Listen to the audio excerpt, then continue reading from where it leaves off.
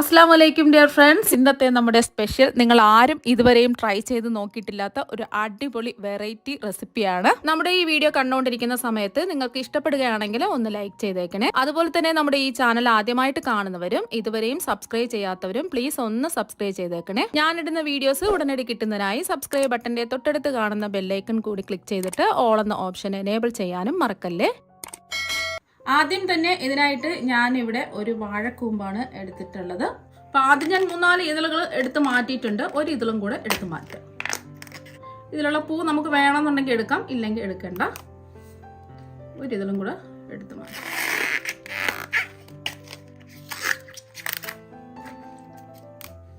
ഈ വാഴക്കൂമ്പിന്റെ രണ്ടറ്റവും ചെറുതായിട്ടൊന്ന് കട്ട് ചെയ്തതിന് ശേഷം കുഞ്ഞു കുഞ്ഞായിട്ട് ഇതൊന്ന് അരിഞ്ഞെടുക്കാം.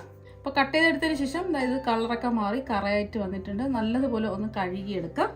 ഇനി നമ്മൾ അരിഞ്ഞെടുത്ത വാഴക്കൂമ്പ് പച്ചവെള്ളത്തിലേക്ക് ഇട്ട് കൊടുക്കാം. ഇത് മുഴുവനും കറയാണ്. നല്ലതുപോലെ ഇതുപോലെ ഞെരടി ഞെരടി കഴുകിയെടുക്കുക.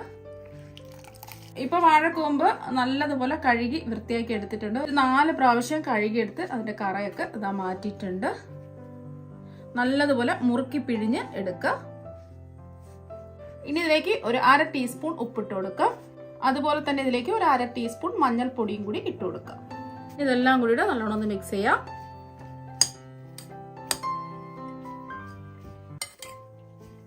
മിക്സ് ചെയ്തെടുത്തിട്ടുണ്ട്.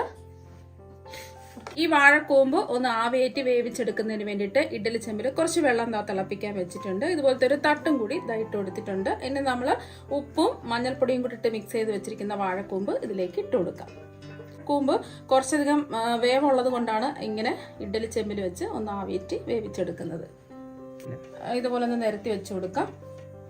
ഫ്ലെയിം മീഡിയം ഫ്ലെയിം വെക്കാം. ഇതൊന്ന് മൂടി വെച്ച് കൊടുക്കാം. ഇത് ആവിയൊക്കെ കയറി നല്ലോണം ഒന്ന് വെന്ത് വരട്ടെ. അപ്പൊ ഇത് ആവിയേറ്റാൻ വെച്ചിട്ട് ഒരു 10 മിനിറ്റ് കഴിഞ്ഞിട്ടുണ്ട്. ഇനി നമുക്കിത് വെന്തിട്ടുണ്ടോ എന്ന് തുറന്ന് നോക്കാം. ഇപ്പൊ കണ്ടില്ലേ, നല്ലോണം വെന്തിട്ടുണ്ട്. നമ്മളിത് പിടിച്ചു നോക്കുമ്പോൾ നമുക്ക് അറിയാൻ പറ്റും വെന്തിട്ടുണ്ടോ ഇല്ലേന്ന്. വെന്തിട്ടില്ല എന്നുണ്ടെങ്കിൽ 2-3 മിനിറ്റും കൂടി ഇതുപോലെ ഒന്ന് ആവിയേറ്റി എടുക്കുക. നമ്മളിങ്ങനെ പിടിച്ച് നോക്കുമ്പോൾ അറിയാൻ പറ്റും വെന്തിട്ടുണ്ടോ ഇല്ലേന്ന്. കണ്ടില്ലേ, നല്ലോണം പ്രസ് ചെയ്ത് നോക്കുമ്പോൾ പ്രസ്സായി കിട്ടുന്നുണ്ട്. അപ്പോൾ ഇത് വെന്തിട്ടുണ്ട്. ചൂടായി കിടക്കുന്ന ഒരു കടായിലേക്ക് 1 ടേബിൾ സ്പൂൺ വെളിച്ചെണ്ണ ഒഴിച്ചു കൊടുക്കുക. വെളിച്ചെണ്ണ ഉണ്ടെങ്കിൽ വെളിച്ചെണ്ണ തന്നെ എടുക്കുക. വെളിച്ചെണ്ണ എടുക്കുമ്പോൾ നല്ലൊരു പ്രത്യേക ഫ്ലേവറും ഒരു നാടൻ ടേസ്റ്റൊക്കെ കിട്ടും. ഇനി ഇതിലേക്ക് ഒരു 10 വെളുത്തുള്ളി അല്ലികൾ ചതച്ചതും കൂടി ഇട്ട് കൊടുക്കുക. അതുപോലെ തന്നെ 1 ഇഞ്ച് വലുപ്പത്തിലുള്ള ഇഞ്ചി ചതച്ചതും കൂടി ഇട്ട് കൊടുക്കുക. ചെറുതായിട്ട് കട്ട് ചെയ്തെടുക്കുകയോ അല്ലെങ്കിൽ ഇഞ്ചി വെളുത്തുള്ളി പേസ്റ്റ് എടുക്കുകയോ ചെയ്യാവുന്നതാണ്. ഇനി ഇഞ്ചിയുടെയും വെളുത്തുള്ളിയുടെയും ആ പച്ച ടേസ്റ്റ് ഒന്ന് മാറുന്ന വരെ ഒരു 10 സെക്കൻഡ് ഇളക്കി കൊടുക്കുക. ഫ്ലെയിം മീഡിയം ഫ്ലെയിം വെച്ച് കൊടുക്കുക. ഇപ്പോൾ ഒരു 10 സെക്കൻഡ് ഇതാ ഒന്ന് ഇളക്കി കൊടുത്തിട്ടുണ്ട്. ഇഞ്ചിയുടെയും വെളുത്തുള്ളിയുടെയും ആ ഒരു പച്ച ടേസ്റ്റ് ഒക്കെ മാറി കിട്ടിയിട്ടുണ്ട്. ഇനി ഇതിലേക്ക് നമ്മൾ ചേർത്ത് കൊടുക്കുന്നത് ഒരു സവാള ഇതുപോലെ ചെറുതായിട്ട് കട്ട് ചെയ്തെടുത്തതാണ്. അതും കൂടി ഇട്ട് കൊടുക്കാം. മീഡിയം സൈസ് സവാള ആണെന്നുണ്ടെങ്കിൽ 2 എടുക്കുക. വലിയ സവാള ആണെന്നുണ്ടെങ്കിൽ 1 എടുക്കുക. എന്നിട്ട് ചെറുതായിട്ട് ഇതുപോലെ ഒന്ന് കട്ട് ചെയ്തെടുക്കാം. ഇനി ഇതൊന്ന് ഇളക്കി കൊടുക്കാം. ഇനി സവാള വാടി കിട്ടുന്നതിന് ആവശ്യമായ ഉപ്പും കൂടി ഇട്ട് കൊടുക്കാം. ഒരു 1/2 ടീസ്പൂൺ ഉപ്പിട്ട് കൊടുക്കുക. ലാസ്റ്റിൽ നോക്കിയിട്ട് വേണമെന്നുണ്ടെങ്കിൽ ഉപ്പ് കുറവുണ്ടെങ്കിൽ ഉപ്പ് ചേർത്ത് കൊടുത്താൽ മതി. സവാള എല്ലാം ചെറുതായിട്ടൊന്ന് വാടി വരട്ടെ. ഇപ്പോൾ ഒരു മീഡിയം ഫ്ലെയിമിൽ വെച്ചിട്ട് 1 മിനിറ്റ് സവാള ഒന്ന് ഇളക്കി കൊടുത്തിട്ടുണ്ട്. ഇപ്പോൾ ചെറുതായിട്ടൊന്ന് വാടി വന്നിട്ടുണ്ട്. ഒരുപാടങ്ങ് വാടി ഒരു ഗോൾഡ് നിറമൊന്നും ആവാൻ നിൽക്കണ്ട. ഇനി ഇതിലേക്ക് 2 പച്ചമുളക് ചെറുതായിട്ട് കട്ട് ചെയ്തും കൂടി ഇട്ട് കൊടുക്കാം. ഇത് അധികം എരിവില്ലാത്ത പച്ചമുളക് ആയതുകൊണ്ടാണ് ഞാൻ 2 എടുത്തിട്ടുള്ളത്. എരിവുള്ള പച്ചമുളകാണെന്നുണ്ടെങ്കിൽ 1 ഒക്കെ എടുത്താൽ മതി. ഒന്ന് ഇളക്കി കൊടുക്കാം. ഇനി ഒന്ന് ഇളക്കി കൊടുത്തതിന് ശേഷം ഫ്ലെയിം കുറച്ച് വെക്കുക. ഇനി ഇതിലേക്ക് 1 ടീസ്പൂൺ മുളക് പൊടി ഇട്ട് കൊടുക്കാം. ഇത് കാശ്മീരി മുളക് പൊടിയാണ്. സാധാരണ മുളക് പൊടിയാണെന്നുണ്ടെങ്കിൽ ഒരു 1/4 ടീസ്പൂൺ മുതൽ 1/2 ടീസ്പൂൺ വരെ എടുക്കാവുന്നതാണ്. അവരവരുടെ എരിവിനനുസരിച്ച് മുളക് പൊടി ചേർത്ത് കൊടുക്കുക. അതുപോലെ തന്നെ ഇതിലേക്ക് 1 ടീസ്പൂൺ കുരുമുളക് പൊടിച്ചതും കൂടി ഇട്ട് കൊടുക്കുക.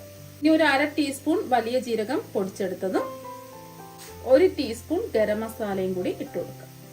ഇതിലേക്ക് മഞ്ഞൾപ്പൊടി ചേർത്ത് കൊടുക്കുന്നില്ല. നമ്മൾ ആ വാഴക്കൂമ്പ് ആവിയിട്ട് വേവിക്കുന്ന സമയത്ത് മഞ്ഞൾപ്പൊടി ചേർത്ത് കൊടുത്തിട്ടുണ്ടായിരുന്നു. അതുകൊണ്ട് മഞ്ഞൾപ്പൊടി ചേർക്കേണ്ട ആവശ്യമില്ല. ഈ പൊടിയുടെ പച്ചമണം മാറി കിട്ടുന്നവരെ ഒന്ന് ഇളക്കി കൊടുക്കാം. അപ്പോൾ പൊടിയുടെ ഒരു പച്ച മണമൊക്കെ അതാ മാറി കിട്ടിയിട്ടുണ്ട്. ഒരു 10 സെക്കൻഡ് ഒന്ന് ഇളക്കി കൊടുത്തിട്ടുണ്ട്. ഇനി ഇതിലേക്ക് പുഴുങ്ങിയെടുത്ത 3 മീഡിയം സൈസ് ഉരുളക്കിഴങ്ങ് ഇതുപോലെ കൈ വെച്ച് പൊടിച്ച് ഇട്ട് കൊടുക്കാം. ഞാനിപ്പോൾ ഉരുളക്കിഴങ്ങ് 1/2 കപ്പ് വെള്ളം ഒഴിച്ച് 3 വിസിൽ കേൾക്കുന്നത് വരെ മീഡിയം ഫ്ലെയിമിൽ കുക്കറിലിട്ട് വേവിച്ചെടുത്തിട്ടുള്ളതാണ്. എല്ലാം കൂടിയിട്ട് ഒന്ന് മിക്സ് ചെയ്തെടുക്കാം. കട്ടകളൊക്കെ ഉണ്ടെന്നുണ്ടെങ്കിൽ ഉടച്ചു കൊടുക്കാം. അപ്പോൾ എല്ലാം ഒന്ന് മിക്സ് ചെയ്തെടുത്തിട്ടുണ്ട്. ഇനി നമ്മൾ ഇതിലേക്ക് ചേർത്ത് കൊടുക്കുന്നത് കൂമ്പ് വേവിച്ചെടുത്ത് വെച്ചതാണ്. മുഴുവനും അങ്ങിട്ട് കൊടുക്കുക. ഒന്ന് ഇളക്കി കൊടുക്കുക. അതെല്ലാം ഒന്ന് മിക്സ് ചെയ്തെടുത്തിട്ടുണ്ട്. ഇത്രയേ ഉള്ളൂ സംഭവം. ഇനി കുറച്ച് നാടൻ ഫ്ലേവറൊക്കെ കിട്ടുന്നതിന് വേണ്ടിയിട്ട് കുറച്ച് കറിവേപ്പില ഇതുപോലെ ചെറുതായിട്ട് കട്ട് ചെയ്ത് ഇട്ട് കൊടുക്കുക. വലുതായിട്ട് കട്ട് ചെയ്ത് ഇടരുത്, ചെറുതായിട്ട് കട്ട് ചെയ്ത് വേണം ഇട്ട് കൊടുക്കുക. എല്ലാം കൂടിയിട്ട് ഒന്ന് മിക്സ് ചെയ്തതിന് ശേഷം ഫ്ലെയിം ഓഫ് ആക്കാം. ഈ സമയത്ത് ഉപ്പുണ്ടോ എന്ന് ചെക്ക് ചെയ്ത് നോക്കാം. നമ്മൾ കൂമ്പ് വേവിച്ചെടുത്തപ്പോൾ ഉപ്പ് ചേർത്തിട്ടുണ്ടായിരുന്നു. അതുപോലെ തന്നെ നമ്മൾ സവാള വഴറ്റുന്ന സമയത്തും ഉപ്പ് ചേർത്തിട്ടുണ്ടായിരുന്നു. അപ്പോൾ നോക്കിയിട്ട് ഉപ്പ് ചേർത്ത് കൊടുക്കാം.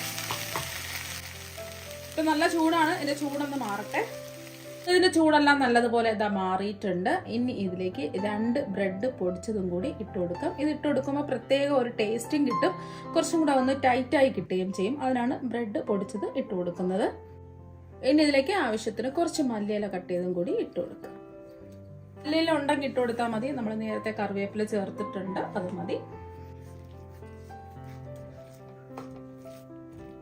നമുക്ക് കൈ വെച്ച് ഒന്ന് കുഴച്ചെടുക്കാം.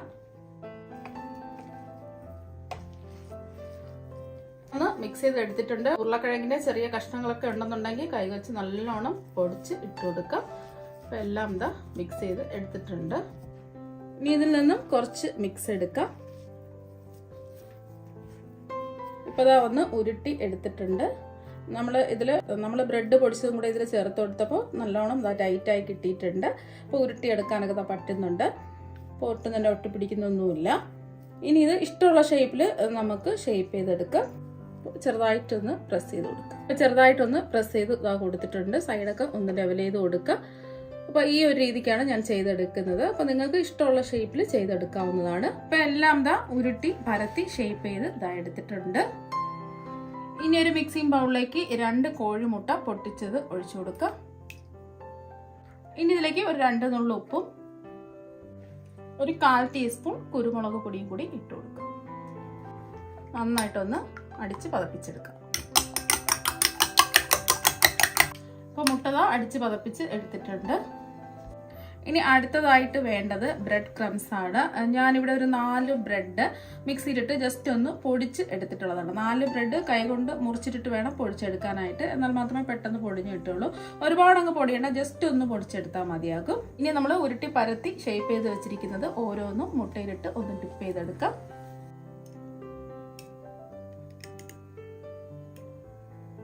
ഇത് ബ്രെഡ് ക്രംസിലിട്ട് ഒന്ന് കോട്ട് ചെയ്തെടുക്കാം.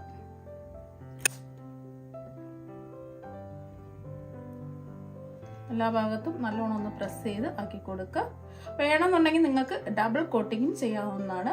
ഇതുപോലെ ബ്രെഡ് ക്രംസിലിട്ട് ഒന്ന് കോട്ട് ചെയ്തതിന് ശേഷം വീണ്ടും മുട്ട അടിച്ച് പതപ്പിച്ചതിൽ ഒന്ന് ഡിപ്പ് ചെയ്തിട്ട് വീണ്ടും ഇതുപോലെ ഒന്ന് കോട്ട് ചെയ്തെടുത്താൽ മതിയാകും. ബ്രെഡ് ക്രംസിലിട്ട് ഒന്ന് കോട്ട് ചെയ്തെടുത്തിട്ടുണ്ട്. ഈ ഒരു രീതിക്ക് ബാക്കിയെല്ലാം ചെയ്തെടുക്കാം. ഇനി ഇത് ഓരോന്നും ചൂടായി കിടക്കുന്ന എണ്ണയിലേക്ക് ഇട്ടൊന്ന് ഫ്രൈ ചെയ്തെടുക്കാം.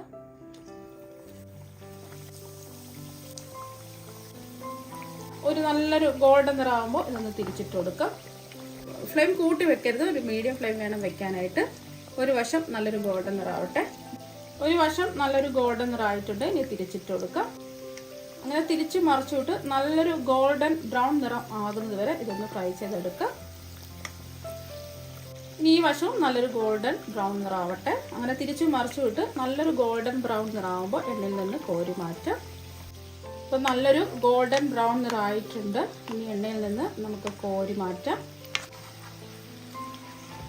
അപ്പോൾ എണ്ണയിൽ നിന്നും ഇതാ കോരി മാറ്റിയിട്ടുണ്ട്. ഒട്ടും എണ്ണയൊന്നും കുടിച്ചിട്ടില്ല. ബാക്കിയുള്ളതും ഇതുപോലെ തന്നെ നമുക്ക് ഫ്രൈ ചെയ്തെടുക്കാം. വളരെ പെട്ടെന്ന് റെഡിയാക്കി എടുക്കാൻ പറ്റുന്ന വാഴക്കൂമ്പ് വെച്ചിട്ടുള്ള കട്ട്ലറ്റ് ഇത് ഇവിടെ റെഡിയായിട്ടുണ്ട്. നല്ല മണമാണ്, നല്ല ടേസ്റ്റുമാണ് കഴിക്കാനായിട്ട്. വെറും 15-20 രൂപയ്ക്ക് കൊടുക്കുമ്പോൾ നമുക്ക് മാർക്കറ്റിൽ നിന്നും വാഴക്കൂമ്പ് വാങ്ങാൻ കിട്ടും. വാഴക്കൂമ്പ് വീട്ടിലുണ്ടെങ്കിൽ അതെടുക്കുക. അപ്പോൾ ഒരു വാഴക്കൂമ്പ് വെച്ചിട്ട് എനിക്കിപ്പോൾ ഒരു 12 കട്ട്ലറ്റാണ് ഇത് കിട്ടിയിട്ടുള്ളത്. അപ്പോൾ വീട്ടിൽ ഗസ്റ്റ് ഒക്കെ വരുന്ന സമയത്തും ഫംഗ്ഷനൊക്കെ നടക്കുന്ന സമയത്തും ഇതുപോലെ വെറൈറ്റി ആയിട്ട് തയ്യാറാക്കി കൊടുക്കുക. ഒരു പ്രത്യേക ടേസ്റ്റ് ആണ് ഇതിന്, പറഞ്ഞറിയിക്കാൻ പറ്റില്ല അതിന്റെ ടേസ്റ്റ്. ഉണ്ടാക്കി കഴിച്ചു നോക്കിയാലേ അറിയാൻ പറ്റുള്ളൂ. അപ്പോൾ നിങ്ങൾ ഒരു പ്രാവശ്യം ഒന്ന് ട്രൈ ചെയ്ത് നോക്കുക, ഉറപ്പായിട്ടും നിങ്ങൾക്ക് ഇഷ്ടമാകും. നേരത്തെ ഒരു കാര്യം ഞാൻ പറയാൻ വിട്ടുപോയി. മുട്ടയ്ക്ക് പകരം നിങ്ങൾക്ക് കോൺഫ്ലോറോ മൈദയോ എടുക്കാവുന്നതാണ്. 1/4 കപ്പ് മൈദ അല്ലെങ്കിൽ 1/4 കപ്പ് കോൺഫ്ലോർ കുറച്ച് വെള്ളം ഒഴിച്ച് ലൂസ് ബാറ്ററായിട്ട് കലക്കിയിട്ട് അതിൽ ഡിപ്പ് ചെയ്ത് ബ്രെഡ് ക്രംസിലിട്ട് കോട്ട് ചെയ്ത് എടുത്താലും മതി. മുട്ട ഇഷ്ടമല്ലാത്തവർ അങ്ങനെ ചെയ്യാം. ഇനി ഇതിൽ നിന്നും ഒരെണ്ണം എടുത്ത് കാണിച്ചു തരാം എത്രമാത്രം ക്രിസ്പിയാണെന്നുള്ളത്. ഇതിന്റെ പുറം നല്ല ക്രിസ്പിയാണ്, അകത്ത് നല്ല സോഫ്റ്റുമാണ്. ഇനി ഇത് മുറിച്ചും കൂടെ കാണിച്ചു തരാം. കണ്ടില്ലേ, അകത്തൊക്കെ നല്ല സോഫ്റ്റ് ആയിട്ടിരിപ്പുണ്ട്. നല്ല ചൂടാണ്. ആ ചൂടോടുകൂടി തന്നെ കഴിക്കാം. നിങ്ങൾക്ക് എല്ലാവർക്കും ഒരുപാട് ഇഷ്ടമാകും. അപ്പൊ നമുക്ക് മറ്റൊരു വെറൈറ്റി വീഡിയോ ആയിട്ട് വീണ്ടും കാണാം. താങ്ക്